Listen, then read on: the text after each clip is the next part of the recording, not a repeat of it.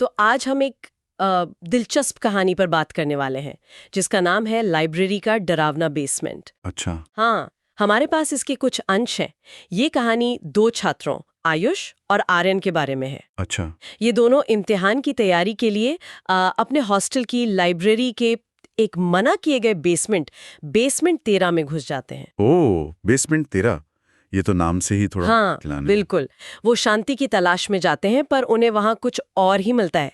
तो चलिए देखते हैं इस कहानी में क्या खास है। हाँ, ये तो मतलब कहानियों का एक क्लासिक सेटअप है। कोई मना की हुई जगह, प्रतिबंधित इलाका, ये किरदारों को खींचता है अपनी तरफ। बिल्कुल। शायद ये हमारी अपनी जिज्ञासा को दिखाता है कि जहां जाने से मना हो वहीं जाने का मन करता है। देखना यह है कि ये कहानी इसे कैसे पेश करती है। सही कहा। कहानी बताती है कि बेसमेंट काफी अंधेरा और सीलन भरा था। Typical horror setting. और वहां घुसते ही उन्हें एक अजीब सी किताब मिलती है, शापित आत्माओं की कहानियां भाग 13। भाग 13? बेसमेंट 13 और किताब को भाग 13, ये जानबूझ के किया गया लगता है। हाँ बिल्कुल, ये संयोग तो काफी दिलचस्प है। सही कहा। नंबर 13 का इस्तेमाल अपने आप में एक माहौल बनाता है ना। हाँ, और फिर कहानी के मुताबिक जब वो मजाक में किताब खोलते हैं, पेज 13 पर एक चेतावनी मिलती है। अच्छा, क्या लिखा था? लिखा था, जिसने ये पन्ना पलटा वो अब कहानी का हिस्सा बन गया है। अरे वाह, ये तो किरदारों को सीधे कहानी के जाल में फंसाने जैसा है।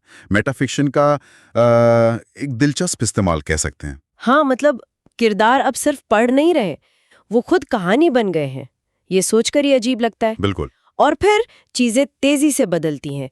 रात के ठीक 1:13 बजे 1:13 फिर से 13। हाँ, ठीक 1:13 बजे दरवाजा अपने आप बंद हो जाता है, बत्तियां गुल। ओहो। और एक आवाज गूंजती है, तुम लोगों को पढ़ना था ना, अब हम पढ़ेंगे तुम्हें। ये तो डरावना है ना?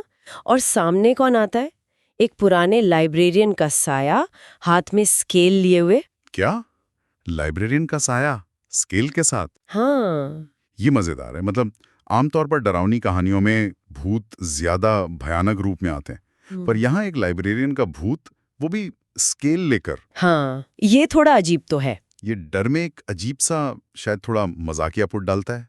क्या ये डर को कम करने के लिए है या उस स्थिति की बेतुकीपन को बढ़ाने के लिए? मुझे लगता है थोड़ा कंफ्यूजिंग है ये। सही कहा, ये थोड़ा हटके है। और जब वो भागने की कोशिश करते हैं तो कहानी के अनुसार हर शेल्फ उन्हें घुमा फिराकर वापस वहीं ले आती है। मतलब वो फंस गए हैं। क्लासिक हॉरर ट्रोप, जगह से निकल ना पाना। हाँ, फिर उन्हें एक और किताब मिलती है जिसका टाइटल और भी अजीब है, student roast 101 by ghost of room 13। Student roast 101, भूत के द्वारा। हाँ, और इसमें उनकी सजा लिखी थी, 3 घंटे का भूतनी का लेक्चर। क्या? लेक्चर? भूत का लेक्चर? हाँ, भूतनी का लेक्चर। और आयुष का रिएक्शन तो कमाल का है। वो कहता है ये यूट्यूब विज्ञापनों से भी बड़ा टॉर्चर है। ये तो आके मजेदार है। यहाँ नियम तोड़ने का नतीजा दिखाया गया है, पर सजा का तरीका काफी अनोखा है। भूतनी का लेक्चर और स्टूडेंट रोस्ट जैसे शब्द इसे पारंपरिक हॉरर से अलग करते हैं। बिल्कुल। ये शायद आज के छात्रों के अनुभवों से जुड़ने की कोशिश है, डर को उनके रोजमर्रा की झुंझुलाहटों जैसे लंबे विज्ञापन उनसे जोड़कर। ये कहानी को शायद ज्यादा रिलेटेबल बनाता है, या शायद ज्यादा व्यंग्यात्मक, कह नहीं सकते। हाँ, ये तो सोचने वाली बात है कि डर को हास्य के साथ कैसे मिलाया गया है इसमें। कहानी के अंत में उन्हें एक आईना मिलता है जिस पर लिखा है, रोस्ट अपना भुगतो या सच बोलकर छूट जाओ। अच्छा, तो एक रास्ता दिया गया, सच बोलो और बच जाओ। हाँ, पर यहाँ एक ट्विस्ट है। क्या? आयुष तुरंत रास्ता चुन लेता है। वो फौरन कबूल करता है कि आर्यन लाइब्रेरी के वाईफाई का गलत इस्तेमाल कर रहा था। कुछ और कहानी में साफ नहीं है, पर उसने आर्यन का नाम ले लिया। तो यहाँ सच बोलना बचने का तरीका बनता है, लेकिन ये वो सच है जो दूसरे को फंसाता है। ये मानवीय स्वभाव पर एक टिप्पणी हो सकती है कि दबाव में हम कैसे बर्ताव करते हैं खुद को बचाने के लिए। बिल्कुल, उसने जरा भी देर नहीं लगाई और भूत भी आयुष की बात मान लेता है। हाँ, और वो आर्यन को सजा सुनाता है। तुझे मिलती है एक फ्री राइड सीधे हेल के बेसमेंट में। बाप रे, सीधे हेल के बेसमेंट में? हाँ, और कहानी यहीं खत्म हो जाती है।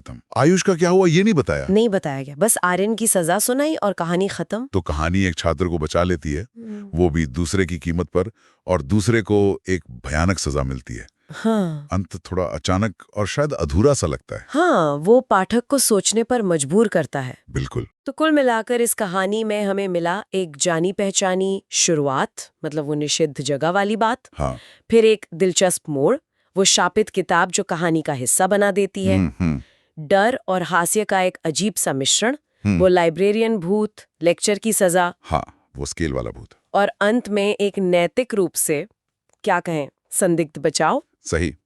हाँ, और ये हमें सोचने पर मजबूर करती है कि क्या ये सजा वाकई किसी बाहरी भूत या श्राप की वजह से थी या ये उनके अपने कामों का ही नतीजा था। मतलब नियम तोड़ना, झूठ बोलना, दोष मढ़ना। हाँ बिल्कुल, जिसे कहानी ने बस एक अलौकिक रूप दे दिया।